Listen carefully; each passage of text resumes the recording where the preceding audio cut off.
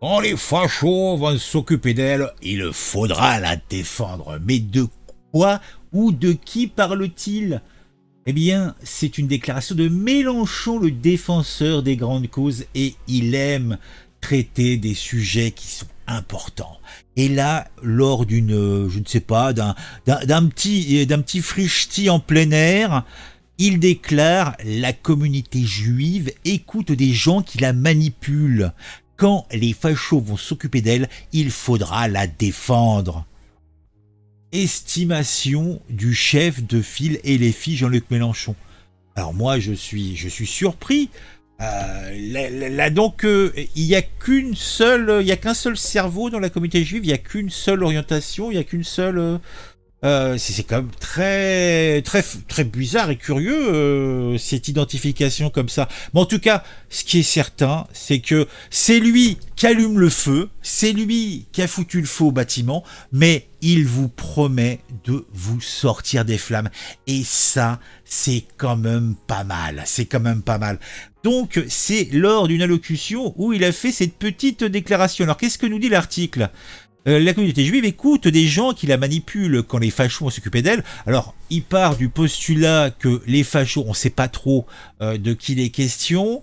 Moi, je me dis qui c'est quoi? C'est les alt-right, les vilains pas beaux d'extrême droite, ou alors c'est peut-être les barbus, va savoir, hein, parce que c'est aussi l'extrême droite, les barbus. Je suis un peu interloqué, mais en tout cas, il faudra les défendre. Alors, donc c'est lors d'une petite interview à l'hebdomadaire Le 1. Alors, je ne sais pas c'est quoi comme hebdomadaire, mais bon. Un pas vers une communauté pourtant ciblée par la France Insoumise. Le leader de la LFI, Jean-Luc Mélenchon, accusé d'ambiguïté sur la question de l'antisémitisme depuis les attaques du Hamas du 7 octobre, a indiqué qu'il pouvait et espérait réparer la fracture avec la communauté juive. Je pense qu'il suffit simplement qu'il arrête de leur mettre une cible dans le dos et ça pourrait s'arranger, puisque bon, globalement, on a affaire à un peuple de gauche, hein, qui est tout prêt et qui par le passé a toujours apporté son soutien aux nobles causes de la France insoumise. Là, c'est vraiment parce que ils se sont dit, on va faire un petit calcul, une population de, je sais pas, 600, 800 000 personnes, et de l'autre côté, peut-être une nouvelle niche de je sais pas, quelques millions. Une est plus intéressante que l'autre. C'est compliqué. Et puis, comme les deux communautés, obligatoirement, des fois, sont un petit peu en bisbille, c'est difficile de jouer sur les deux tableaux en même temps, donc il faut faire des choix. La communauté juive est à vif parce qu'elle a peur, qu'elle souffre et parce qu'elle écoute des gens qui la manipulent. Mais elle a pour elle son intelligence des situations et sa culture séculaire. Alors d'un côté, il va nous expliquer que la langue française, faudrait l'appeler autrement, ou je sais pas trop quoi, et de l'autre côté, il va nous parler de la culture séculaire, du peuple de la Bible. C'est beau quand même. Quand les fachos vont s'occuper d'elle, il faudra la défendre, a ajouté le chef de file à propos de la communauté juive, estimant que par nature, la fracture entre elle et cette communauté et les filles peut être réparée. Alors, si ça peut être réparé, c'est pas grave. Si vous parlez de la contribution des Juifs à la vie intellectuelle de la gauche, elle a été centrale. Oui, l'antisémitisme a aussi été central à gauche. Hein. Je dois dire que c'est endémique, comme qui dirait.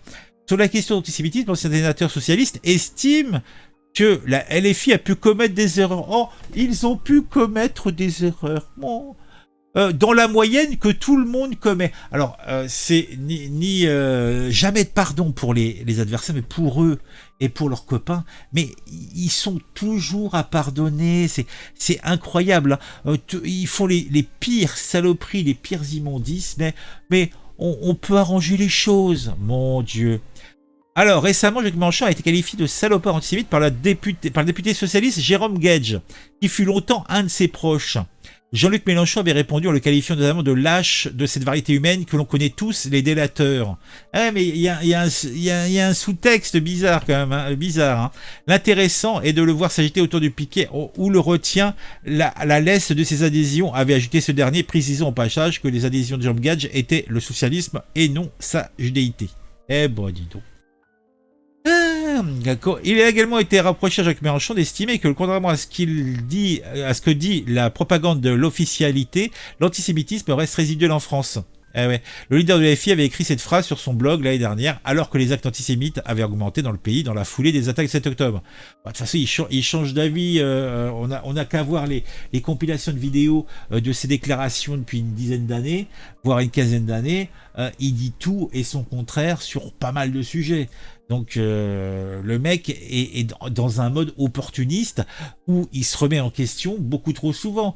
Et après, on peut se poser des questions. Comment peux-tu donner les clés du camion à un mec qui sait pas juste quand il arrive devant un croisement s'il va partir à gauche ou à droite?